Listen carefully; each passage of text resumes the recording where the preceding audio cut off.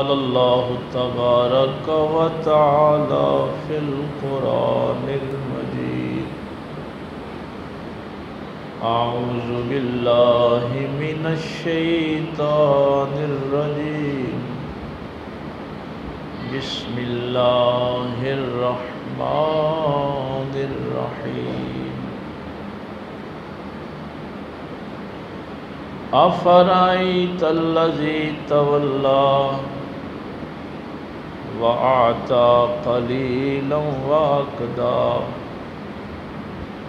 أعنده علم الغيب فهو يرى أم لم ينبأ بما في صحف موسى وإبراهيم الذي وفى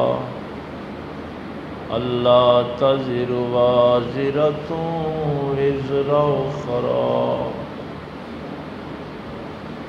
آمنت بالله صدق الله العظيم وصدق رسوله النبي الأمي الكريم ونحن على ذلك من الشاهدين والشاكرين والحمد لله رب العالمين. قال الله تبارك وتعالى في شان حبيبه مخبرا وامرا إن الله وملائكته يصلون على النبي يا أيها الذين آمنوا صلوا عليه وسلموا تسليما. الصلاة والسلام عليك يا سيدي يا رسول الله وعلى آلك وأصحابك يا سيدي يا حبيب الله.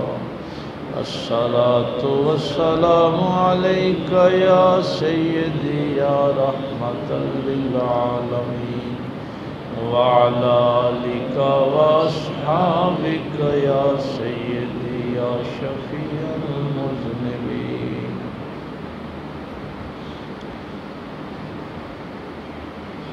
اللہ رب العزت کی حمد و ثنا کے بعد کہ جو اپنی ذات کے اعتبار سے بھی یکتا ہے، صفات کے اعتبار سے بھی یکتا ہے، اللہ کا کوئی شریک نہیں، وہی اس کائنات کا خالق اور معبود برحق ہے، اسی نے انسان کو اشرف المخلوقات بنایا اور ہم سب نے پلٹ کر اسی اللہ کے حضور پیش ہونا ہے۔ بے حد و بے انتہا درود السلام امام الانبیاء حبیب کبریاء شفیع المذنبین رحمت للعالمین تاجدار سلطنت دنیا و دین آمنہ کے لال باعث تخلیق کائنات احمد مجتبی محمد مصطفیٰ صلی اللہ علیہ وآلہ وسلم کی ذات اقدس پر کہ جن کے صدقے اللہ نے ہمیں ایمان کی دولت سے مالا مال فرمایا۔ نہایت ہی واجب الاحترام معزز سامعین، بزرگوں، دوستوں، عزیز بھائیوں، مشرکین مکہ کے نبی پاک صلی اللہ علیہ وسلم کے ساتھ مخالفت کے مختلف انداز تھے۔ اس میں ایک طریقہ یہ تھا کہ جب کوئی شخص نبی پاک صلی اللہ علیہ وآلہ وسلم کو ملنے کے لیے آتا تو وہ اس سے پوچھتے کہ کہاں جا رہا ہے، وہ کہتا کہ میں نے سنا ہے کہ یہاں اللہ کے رسول آئے ہیں، تو ان سے ملاقات کے لیے جا رہا ہوں اور ان کی کچھ خدمت کرنا چاہتا ہوں۔ تو وہ کہتے کہ اچھا ایسا کرو کہ تم یہاں سے واپس چلے جاؤ، اور اگر تمہیں کچھ اپنے بوجھ اٹھانے کا مسئلہ ہے تو تمہارا بوجھ ہم اٹھا لیں گے۔ تو یہ حرکت بھی وہ کرتے تھے، لوگوں سے کہتے تھے کہ تمہارے بوجھ ہم اٹھا لیں گے، تم پریشان نہیں ہونا، ہم بھی ابراہیم کی اولاد ہیں، کوئی چھوٹے موٹے لوگ تو نہیں ہیں نا۔ مکے والوں کو یہ بھی بڑی فخر تھا، وہ کہتے تھے کہ ہم اولاد ابراہیم ہیں اور کعبے کے متولی۔ تو یہ تھوڑا سا سیاق و سباق ان آیات کا جو ہے، آگے تشریف لیں۔ اللہ فرماتے ہیں افرأیت الذی تولی، اے نبی صلی اللہ علیہ وسلم آپ نے دیکھا اس شخص کو جو پلٹ گیا۔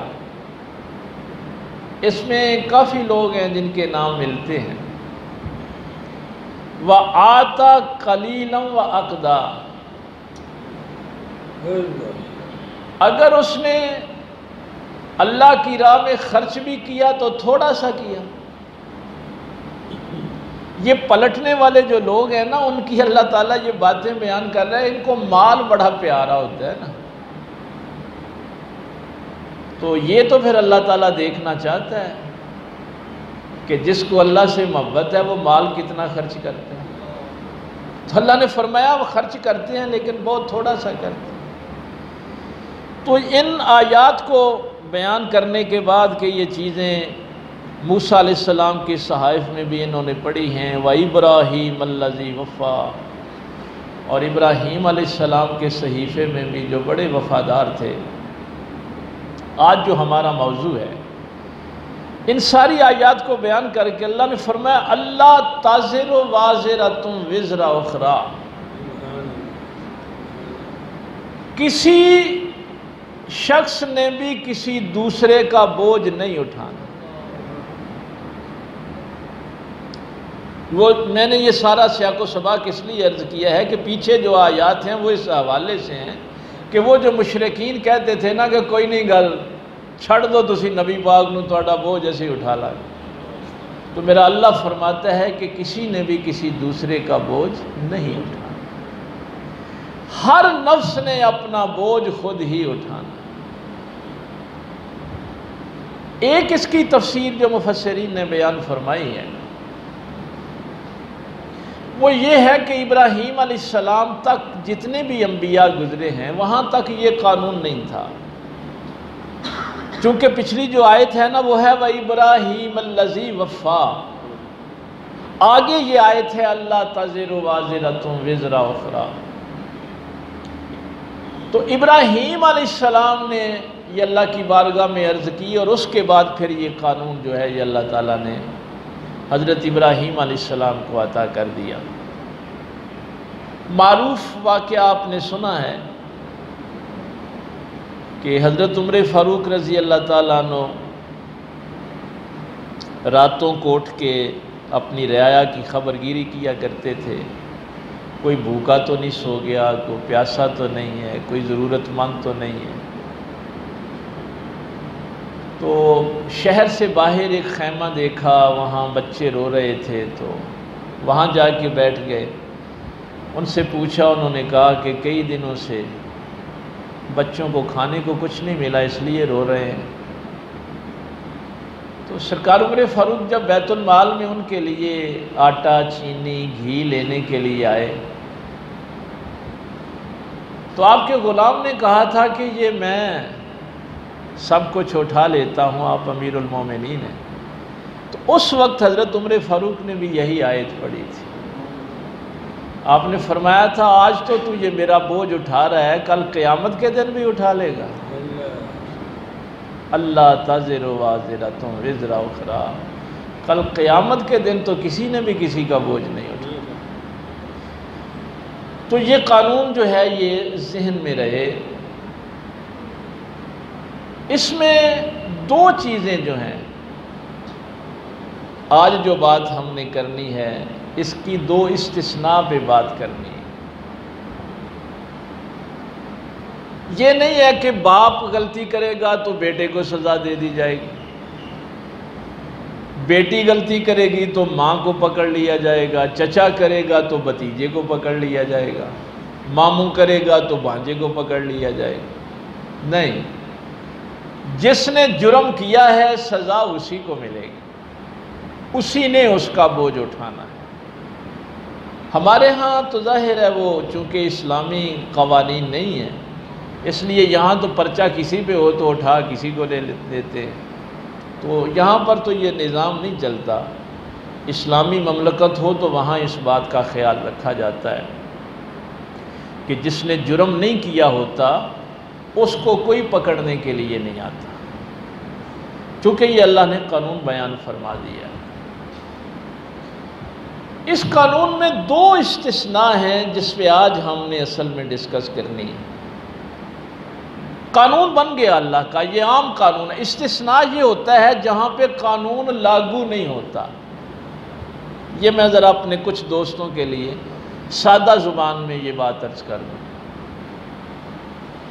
مثلاً آپ نے نماز پڑھنی ہے تو نماز میں قیام جو ہے نا، کھڑا ہونا، یہ فرض ہے۔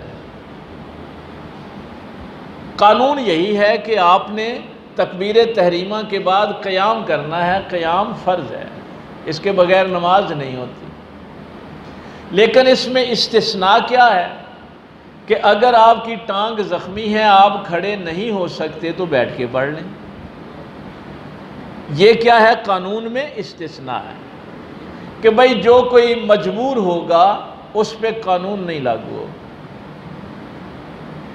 روزہ آپ پہ فرض ہے، لیکن اگر آپ بیمار ہو گئے ہیں تو اب فرض نہیں ہے، جب آپ تندرست ہوں گے، مسافر ہیں، تو اس کو کہتے ہیں استثناء، جہاں پہ قانون لاگو نہیں ہوتا۔ اس قانون میں دو استثناء بہت بڑھیا۔ ایک استثناء یہ ہے کہ قانون تو یہی ہے کہ کسی نے بھی کسی دوسرے کا بوجھ نہیں اٹھانا، ہر کسی نے اپنے اپنے اعمال کا حساب دینا۔ لیکن اگر کوئی شخص ناجائز مال اس دنیا میں چھوڑ گیا اور اس کو اس کی اولاد غلط استعمال، پہلے ہی غلط تھا پھر اس کو غلط استعمال کرتی رہی، تو اب وہ جو مال اولاد نے غلط استعمال کیا ہے اس کا جواب باپ نے قبر میں دینا۔ یہ استثناء ہے اس قانون میں۔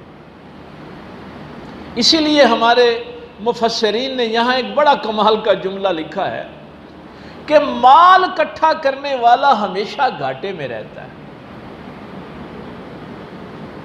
وہ اس لیے کہ جب وہ مرتا ہے تو اسے مال چھین لیا جاتا ہے۔ نبی پاک صلی اللہ علیہ وسلم نے فرمایا تیرا تو وہ ہے جو تو نے پہن لیا اور بوسیدہ کر لیا، جو کھا لیا وہ تیرا ہے، جو پہن لیا وہ تیرا ہے، اور جو تو نے صدقہ کر کے آگے بھیج لیا وہ تیرا ہے۔ باقی تو تیرے وارثوں نے تیرے کپڑے بھی اتار لینے ہیں۔ جلدی پڑی ہوئی ہوگی کہ جلدی جلدی اس کے سارے مال و متاع پہ قبضہ کرو، یعنی تجھ سے مال تو چھن گیا۔ ایک تو یہ نقصان ہوا کہ جو تیرا تھا تجھ سے چھن گیا، دوسرا نقصان یہ ہے کہ جب تیری اولاد اس کو غلط استعمال کرے گی تو جواب تو نے دینا ہے، یعنی استعمال کسی اور نے کرنا ہے اور جواب تو نے دینا ہے۔ اس لیے فرمایا کہ مومن اپنے اہل و عیال کو اللہ کے سہارے چھوڑ کے جاتا ہے۔ ایمان والے جو ہوتے ہیں نا وہ اپنے اہل و عیال کو اللہ کے سہارے چھوڑ کے جاتے ہیں، اور جن کو اللہ پہ یقین نہیں ہوتا وہ مال و متاع کے سہارے چھوڑ کے جاتے ہیں۔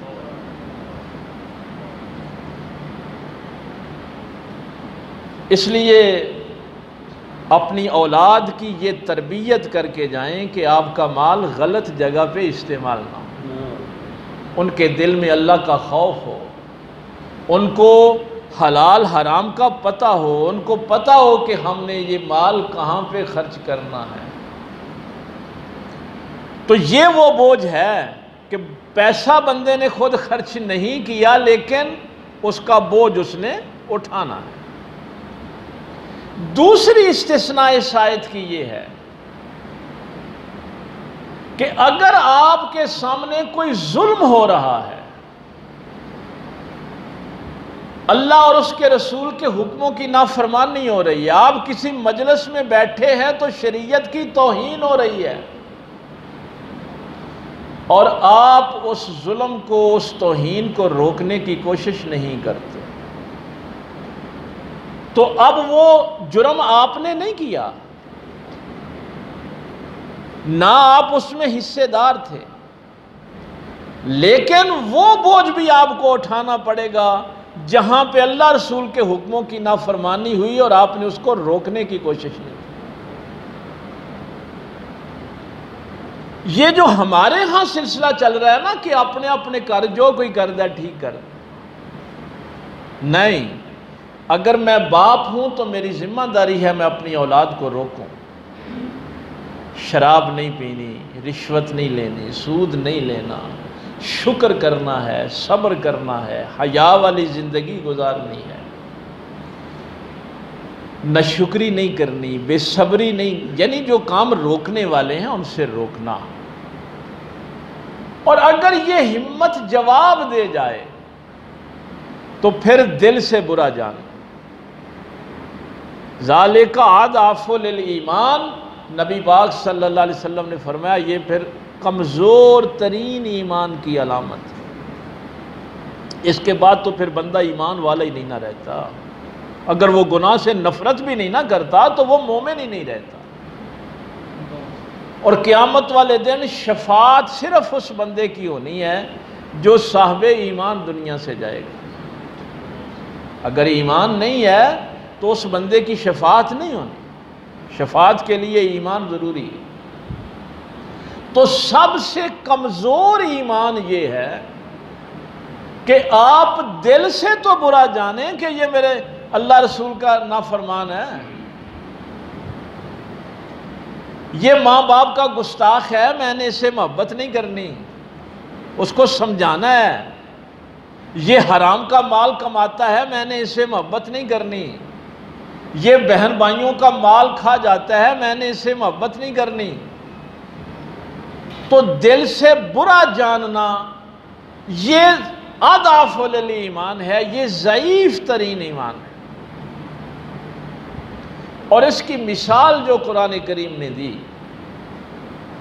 پہلے پارے میں سورہ بقرہ میں بھی ہے اور نامے پارے میں بھی، اس مثال کو اچھی طرح سمجھ لینا۔ یہ جو استثناء ہے، چھٹے پارے میں اللہ نے فرمایا لعن الذین کفروا من بنی اسرائیل علی لسان داود و عیسی ابن مریم۔ نبی ایسی لعنت نہیں کسی پہ کرتے، اللہ فرماتا ہے لعن الذین کفروا من بنی اسرائیل، بنی اسرائیل کے ان کافروں پر لعنت کروائی، لعنت ہوئی کس کی زبان سے؟ علی لسان داود، داود کی زبان سے، اور عیسیٰ ابن مریم کی زبان سے۔ کن پہ لعنت ہوئی؟ اس کا ذکر پہلے پارے میں بھی ہے، نامے پارے میں بھی۔ اللہ فرماتا ہے کہ ہم نے ان سے کہا کہ ہفتے والے دن مچھلیاں نہیں پکڑیں، ہفتے والے دن مچھلیاں نہیں پکڑیں۔ یہودی اب بھی ہفتے والے دن کوئی کام نہیں کرتے۔ اس حوالے سے میں ویسے بڑا حیران ہوتا ہوں، ان کا کاروبار بھی تباہ ہو جائے تو وہ ہفتے والے دن کاروبار نہیں کرتے کہ ہمارے مذہب نے کہا ہے، اور ہم میں سے لوگ کہتے ہیں لے تے کمائی دے دن۔ تو اللہ تعالیٰ نے ان سے کہا کہ ہفتے والے دن مچھلیاں نہیں پکڑ، لیکن اللہ جب امتحان لیتا ہے تو ہفتے والے دن مچھلیاں بہت زیادہ آتی تھیں دریا۔ اس کی وجوہات ظاہر ہے آزمائش تھی اللہ کی طرف سے، لیکن ایک وجہ اس کی یہ بھی لکھی گئی ہے، اس کی سند پہ بات ہو سکتی ہے، کسی کو اعتراض ہو سکتا ہے کہ سند ضعیف ہے، لیکن ایک بات چونکہ لکھی ہوئی ہے وہ میں عرض کر دوں۔ کہ ہفتے والے دن وہاں اس مچھلی کا گزر ہوتا تھا جس کے پیٹ میں حضرت یونس علیہ السلام رہے تھے، اور باقی دریا کی مچھلیاں اس کی زیارت کو آیا کرتی تھی۔ تو اللہ تعالیٰ نے ایک وجہ یہ بھی لکھی ہے کہ اس وجہ سے بھی مچھلیوں کا شکار منع کر دیا، لیکن مچھلیاں ہفتے کو بہت زیادہ بھئی آتی تھیں، جو اصل بات ہے۔ اب وہ لالچ میں آگے کہ مچھلیاں تو بہت زیادہ آ رہی ہیں، کیا کریں؟ اب انہوں نے نیچے سے سرنگیں بنا کے آگے جو گڑے تھے وہ کھود لیے، وڈے وڈے ٹوئے بنا لے، اس سرنگ دے رستے جڑی آئے وہ ٹوئے دے وچوں دی پھڑ لین کر، یا پھر ان کی دم میں ایک وہ کانٹا لگا دیتے تھے، اور اگلے دن صبح اس مچھلی کو پکڑ لینا۔ ہم نے کون سی ہفتے والے دن پکڑی ہے؟ ہیلا کیا انہوں نے۔ ہائے ہائے، ان کی آبادی بھی کچھ 70,000 کے قریب لکھی ہوئی ہے، مختلف روایات۔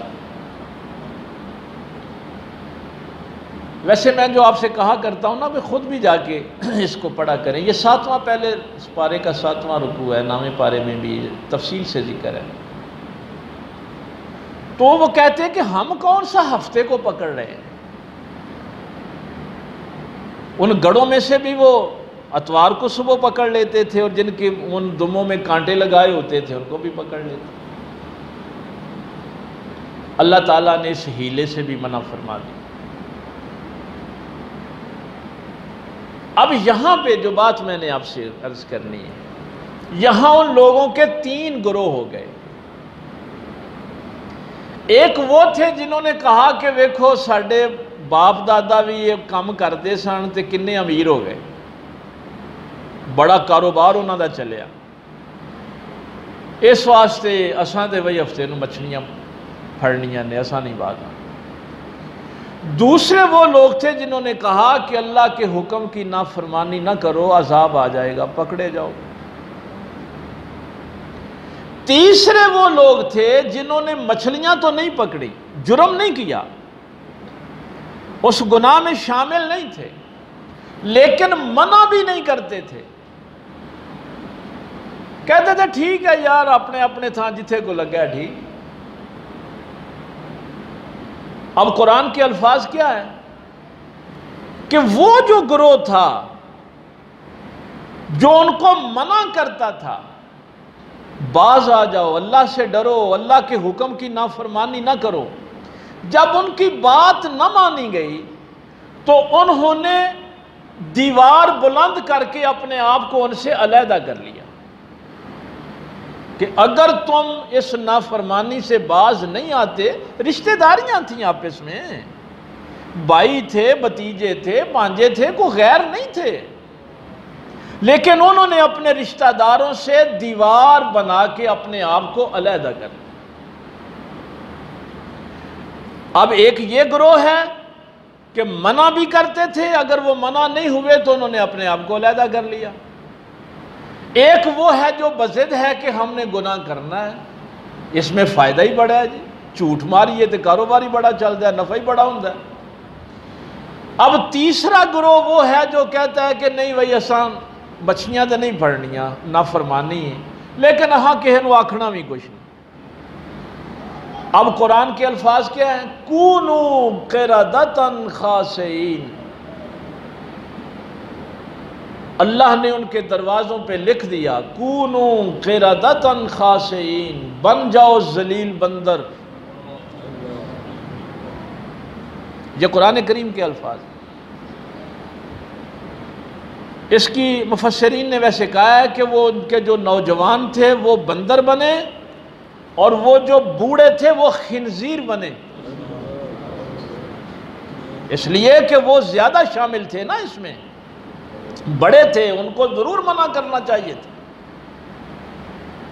اب جب صبح ادھر سے کسی کے جاگنے کی، اٹھنے کی آواز نہ آئی تو یہ جو دیوار کے اس طرف تھے نا، مومنین جو تھے، یہ جب دیوار پھیلان کے اس طرف گئے تو کچھ خنزیر بنے ہوئے تھے، کچھ بندر بنے ہوئے تھے۔ اب وہ ان کے قدموں پہ سر رکھ کے رو رہے تھے کہ ہمیں معافی لے دو، لیکن جب عذاب آ جاتا ہے تو پھر توبہ قبول نہیں ہوتی۔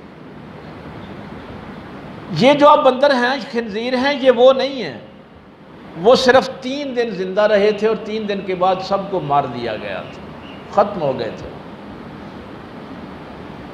اب عذاب جب آیا، جہاں میں آپ کو لے کے آنا چاہتا تھا،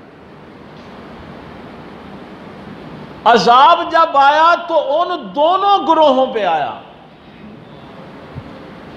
جنہوں نے مچھلیاں پکڑی تھیں ان پہ بھی عذاب آیا، جو مچھلیاں نہیں پکڑتے تھے لیکن منع بھی نہیں کرتے تھے، اس جرم سے نفرت بھی نہیں کرتے تھے، وہ بھی اس عذاب میں مبتلا ہو۔ بچے صرف وہ تھے جنہوں نے مچھلیاں نہیں پکڑی، گناہ نہیں کیا، اور ساتھ اس گناہ سے نفرت بھی کی۔ اور ہوتا پتہ کیا، یہ اصول میں نے پہلے بھی ایک دفعہ آپ سے عرض کیا تھا، یہ اصول ذہن میں رکھنا۔ آپ تو یہ کہہ رہے ہوتے ہیں نا کہ یار اس بندے نال میری سلام دعا نہ خراب ہو جائے، اگر میں انہوں منع کیتا کہ یار تمہیں غلط پہ کام کرنا ہے، اللہ رسول دی نافرمانی کرنا ہے، تو بندہ ناراض ہو جائے گا۔ جی میں آکھیا کہ تم ماں باپ دا بڑا نافرمان ہے تو یار یاری دوستی جاندی رہے گی، اسلام دعا خراب ہو جائے گی۔ اللہ کا قانون جو ہے وہ بڑا سخت ہے۔ اللہ کا قانون یہ ہے کہ اگر تم صرف اپنی سلام دعا بنانے کے لیے اللہ کی نافرمانی کو کچھ نہیں سمجھتے، کہتے ہیں اللہ کی نافرمانی کرتا ہے تو کرتا رہے، میری سلام دعا قائم رہے، تو اس شخص کے ہاتھوں پھر آپ ذلیل ضرور ہوں گے۔ یہ جتنے آج کل آپ کہتے ہیں نا کہ ویکھو جی میں فلانے نال کڈی وفا کیتی تو کڈا بے وفا نکلے، میں فلانے ویلے تھانے وہ دے پیچھے گیا، وہ دی ضمانت کروائی، بڑا بھائی پہلے سوچا تھا کہ اس کی ضمانت کروانی بھی ہے یا نہیں کروانی، کہیں ظالم کا ساتھ دینے تو نہیں چلا گیا تھا، کہیں مظلوم کے خلاف تو نہیں چلا گیا تھا۔ اگر ظالم کے ساتھ گیا تھا تو اب اس کے ہاتھوں تیری ذلت جو ہے یہ لکھ دی گئی۔ اللہ نے فرمایا کہ ماں باپ کا احترام کرو، وَبِالْوَالِدَيْنِ إِحْسَانًا، والدین کے ساتھ حسن سلوک کرو۔ اب کوئی بندہ اپنی بیوی کو راضی کرنے کے لیے ماں باپ کو گالیاں دے، ماں باپ کو ستائے کہ میری بیوی راضی رہے، اب اللہ کا قانون کیا آ جاتا ہے کہ اس بیوی کے ہاتھوں پھر وہ ذلیل ضرور ہوتا ہے۔ تو جہاں جہاں بھی آپ اللہ کا قانون توڑیں گے اپنی سلام دعا بچانے کے لیے، وہاں سلام دعا بچے گی نہیں، اس کے ہاتھوں پر ذلت جو ہے یہ لکھ دی جاتی۔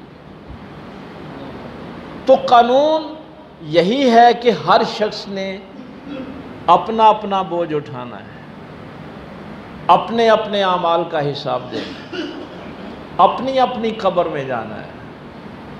لیکن یہ 2 کام ایسے ہیں کہ اگر تم مال چھوڑ گئے اور اس مال کا غلط استعمال ہوا تو اس کا جواب آپ نے دینا ہے، اور دوسرا آپ کے سامنے اگر اللہ رسول کی نافرمانی ہوئی ہے اور اس کو آپ نے روکنے کی کوشش نہیں کی، نہی عن المنکر نہیں کیا، آپ کے کبھی ذہن میں یہ بات آئی نہیں، اس کے لیے ہلا دینے والی، یہ علماء کے لیے بھی ہلا دینے والی بات ہے۔ بخاری شریف کی روایت، جب میرے پاک پیغمبر صلی اللہ علیہ وسلم نے صحابہ سے یہ بات بیان فرمائی کہ بنی اسرائیل کا وہ گاؤں جس کو اللہ نے عذاب دینے کا فیصلہ کیا اور فرشتوں سے کہا کہ اس پہ پتھروں کی بارش کرو، بستی الٹ دی گئی، اللہ غنی۔ امام غزالی نے یہاں ایک بڑا جملہ زبردست لکھا ہے، فرشتوں نے کہا یا اللہ اس بستی میں تیرا ایک نیک بندہ رہتا ہے۔ امام غزالی فرماتے ہیں کہ جیڑا بندہ وخالے دیاں نیکیاں کرے فرشتے انہوں نیک نہیں کہتے، جس کو فرشتے نیک کہہ رہے تھے وہ کتنا نیک ہوگا۔ لیکن میرے پاک پیغمبر صلی اللہ علیہ وسلم فرماتے ہیں اللہ تعالیٰ نے فرشتوں کو حکم دیا کہ پہلے وہ جو نیک ہے نا اس کے سر پہ پتھروں کی بارش کرو، پہلے اس کو سزا دو، پہلے اس کو مارو۔ یا اللہ یہ تو ہر وقت تیرے ذکر میں لگا رہتا ہے، نوافل پڑھتا رہتا ہے، نیکی کے کام کرتا ہے۔ میری سرکار صلی اللہ علیہ وسلم فرماتے ہیں اللہ تعالیٰ نے فرشتوں کو فرمایا کہ میرا دین باہر گلیوں میں رسوا ہو رہا تھا اور یہ اندر بیٹھ کے اللہ اللہ کرتا رہا، اس نے باہر نکل کے کسی کو منع ہی نہیں کیا۔ اور اس روایت میں آگے جا کے جو بات آتی ہے کہ جب یہ اللہ رسول کی نافرمانی دیکھتا تھا تو کبھی اس کا رنگ بھی نہیں بدلا تھا، یعنی غصے سے کبھی اس کا رنگ بھی متغیر نہیں ہوا تھا کہ اللہ رسول کے حکموں کی نافرمانی ہو رہی ہے، تو میں اس کی عبادتوں کو کیا کروں؟ تو یہ وہ بوجھ ہے جو انسان نے اٹھانا ہے۔ وہ میرے گھر میں اللہ رسول کی نافرمانی ہو رہی ہو، میرے ادارے میں ہو رہی ہو، میرے محلے میں ہو رہی ہو، جتنا جتنا کوئی شخص ذمہ دار ہے،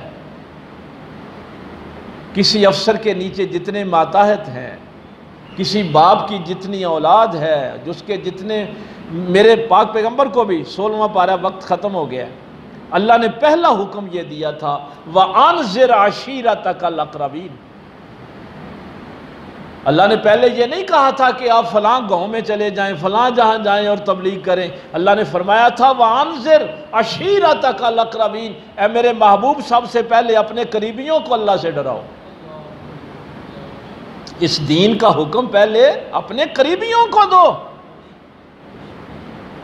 تو یہ ذہن میں رکھنا، کل کو یہ نہ کہنا کہ یار یہ تو غلطی ہم نے کی نہیں تھی تو اس کی سزا کیوں؟ تو اللہ تازر و وازرۃ، اگلی آیت جو ہے وہ بھی ظاہر ہے بڑی سمجھنے والی ہے، وَأَلَّيْسَ لِلْإِنسَانِ إِلَّا مَا سَعَىٰ، انسان کے لیے کچھ نہیں ہے صرف وہی ہے جس کی وہ سعی کرتا ہے۔ اس کے بھی ہم تفصیل سے بات کریں گے، اللہ تعالیٰ عمل کی توفیق دے۔ وآخر دعوانا الحمدللہ۔